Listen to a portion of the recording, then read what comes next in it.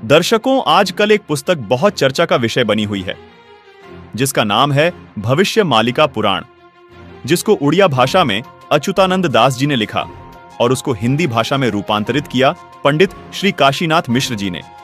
पंचसखा में अंततम महापुरुष अच्युतानंद दास, महापुरुष बलराम दास, महापुरुष जगन्नाथ दास, महापुरुष जसवंत दास और महापुरुष शिशु अनंत दास ने आज से 600 वर्ष पूर्व 15वीं शताब्दी में पावन उत्कल भूमि उड़ीसा राज्य में भगवान चैतन्य महाप्रभु के शिष्य के रूप में इस धरती पर आए और भगवान जगन्नाथ जी के निर्देश से भविष्य पुराण ग्रंथ को संशोधित करते हुए भविष्य मालिका पुराण ग्रंथ की रचना की। इस क्रम में उन्होंने 1,85,000 ग्रंथों के समूह की रचना ताड़ के पत्तों में की, जिसको उड़िया भाषा में लिखा गया।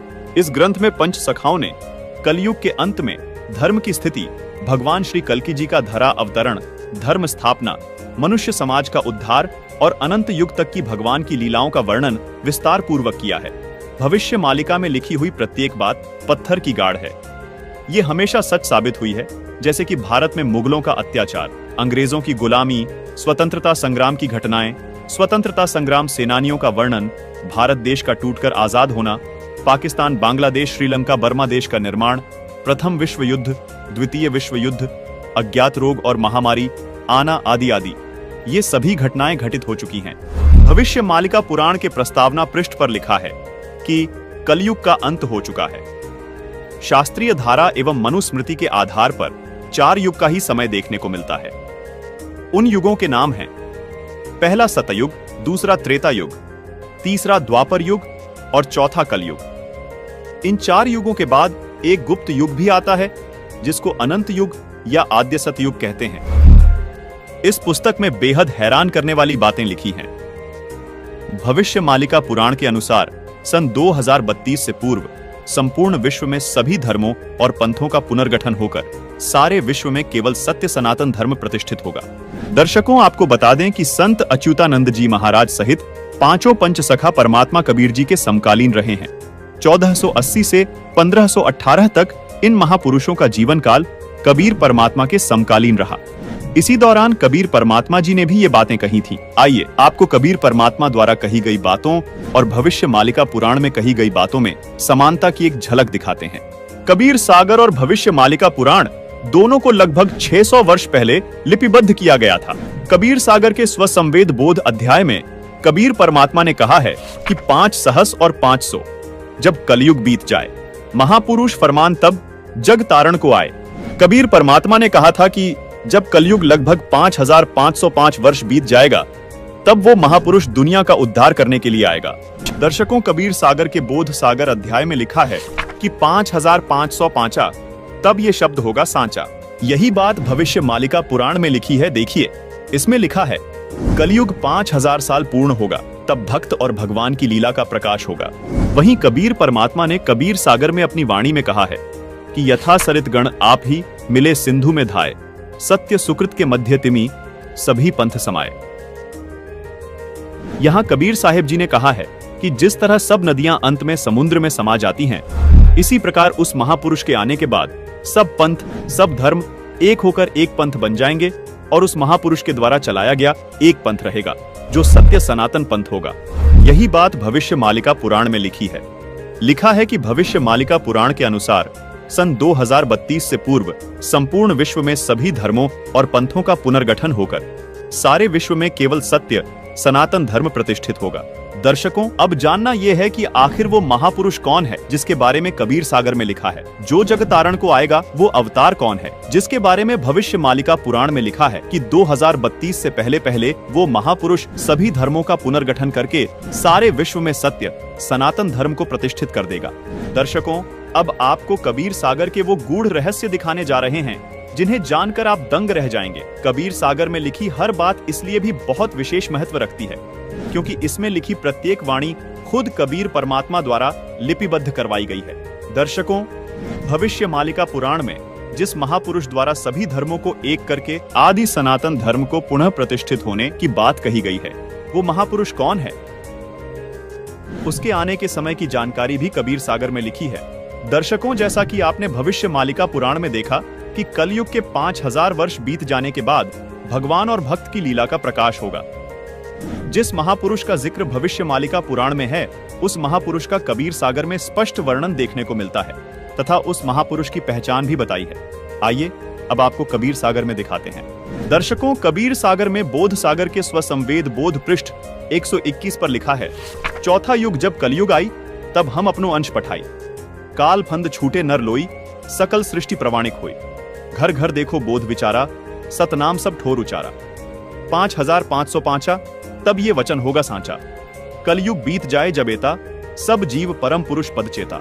जिसका भावार्थ ये है कि जब चौथा युग यानी कलयुग आएगा, वह कलयुग 5505 वर्ष बीत जाएगा, तब परमात्मा अपने ज्ञान का प्रकाश करने के लिए इस धरा पर आएंगे। वह सब जीव उनके अद्भुत ज्ञान को सुनकर पूर्ण परमात्मा की भक्ति करेंगे, यानी सतनाम का जाप करेंगे। अब दर्शकों, सवाल यह है कि वो महापुरुष जिसका जिक्र कबीर सागर और भविष्य मालिका पुराण कर रही है, वो महापुरुष कहां आएगा और कैसे आएगा? आइए ये भी जानते हैं कि उसकी पहचान कैसे होगी। देखिए, कबीर सागर में कबीर वाणी के बोध सागर के पृष्ठ 137 पर लिखा है कि 12वें पंथ प्रकट हुए वाणी, शब्द हमारे की निर्णय थानी। अस्थिर घर का मर्म न पावे, ये 12 पंथ हम ही को ध्यावे। 12वें पंथ हम ही चलावे, सब पंथ मेट कर एक ही पंथ चलावे। भावार्थ है कि 12वें पंथ में कबीर परमात्मा की वाणी प्रकट होगी, यानी 12वें पंथ से ही कबीर साहिब जी का यथार्थ ज्ञान प्रकट होना शुरू होगा। उसके बाद 12वें पंथ में कबीर परमात्मा ने कहा कि मैं खुद चलकर आऊंगा और इन सब पंथों को मिटाकर एक पंथ चलाऊंगा। जैसा कि भविष्य मालिका पुराण में भी प्रमाण मिलता है कि उस महापुरुष द्वारा सब धर्मों का पुनर्गठन होकर केवल एक सत्य सनातन धर्म प्रतिष्ठित हो जाएगा। दर्शकों, कबीर सागर में लिखी इन वाणियों को पढ़ने के बाद 3 सवाल और निकलकर सामने आते हैं, जिनका जवाब हम इसी कबीर सागर में खोजेंगे। सवाल नंबर 1, ये जो वाणियां बोली गई हैं, ये कब सत्य सिद्ध होंगी? सवाल नंबर 2, वो 12वां पंथ कौन सा है जिसमें चलकर खुद कबीर साहिब जी महापुरुष के रूप में आएंगे? सवाल नंबर 3, वो महापुरुष कौन है?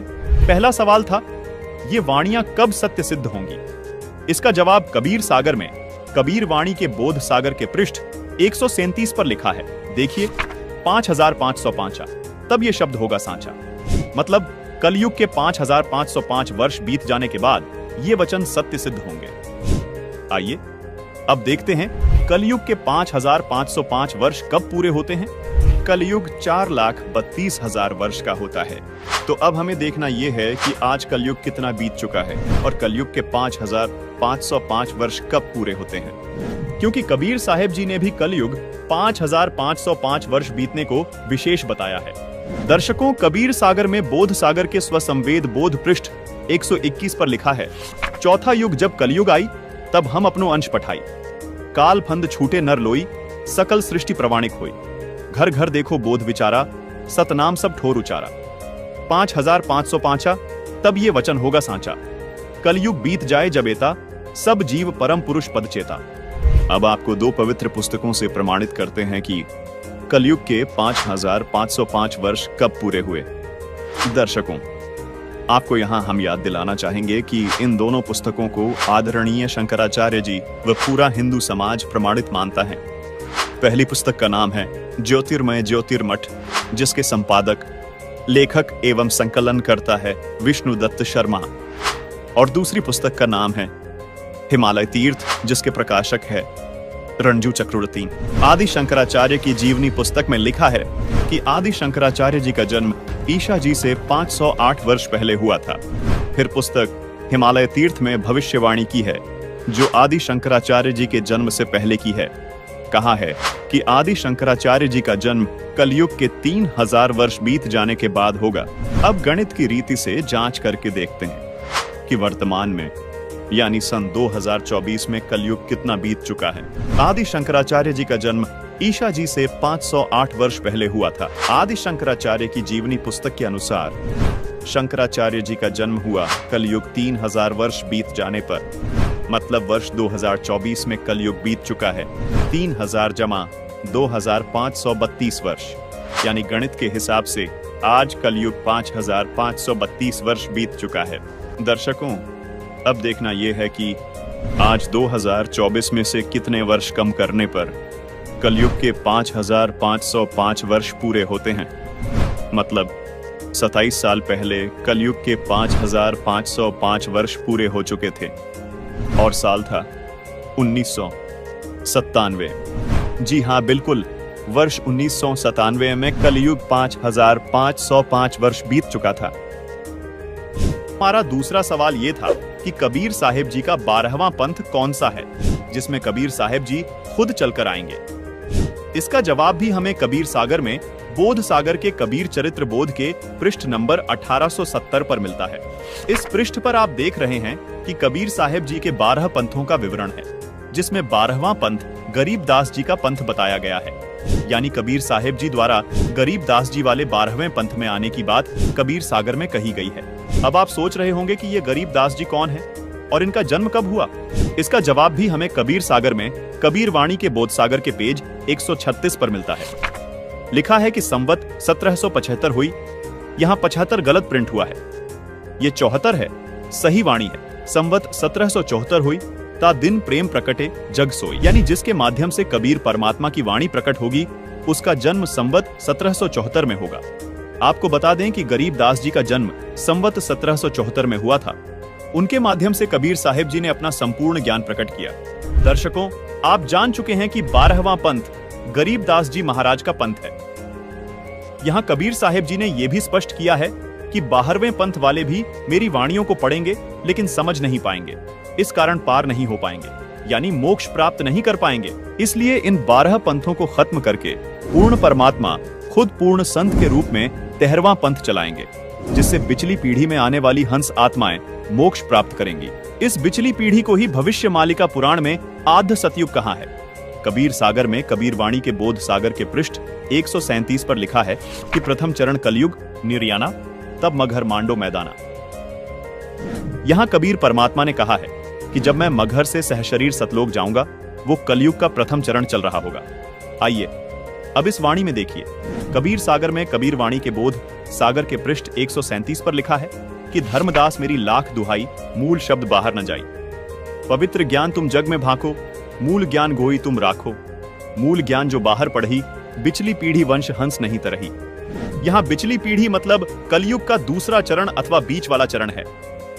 दर्शकों, यहाँ स्पष्ट करना चाहेंगे कि जिस समय को भविष्य मालिका पुराण में आधे सतयुग कहा है, उसको कबीर परमात्मा जी ने कबीर सागर में बिचली पीढ़ी यानी कलयुग का दूसरा चरण कहा है और धर्मदास जी को चेताते हुए कहा कि हे धर्मदास, यदि ये मूल ज्ञान अथवा मूल मंत्र अगर नकली संतों के हाथ लग गए तो दूसरे चरण वाली यानी बिचली पीढ़ी में आने वाली आत्माएं मोक्ष प्राप्त नहीं कर पाएंगी। मतलब जो आधे सतयुग में जन्म लेगा उसका पूर्ण लाभ वो आत्माएं नहीं उठा पाएंगी। भविष्य मालिका पुराण में लिखी इस बात को भी विस्तार से समझाते हैं कि वो महापुरुष कौन है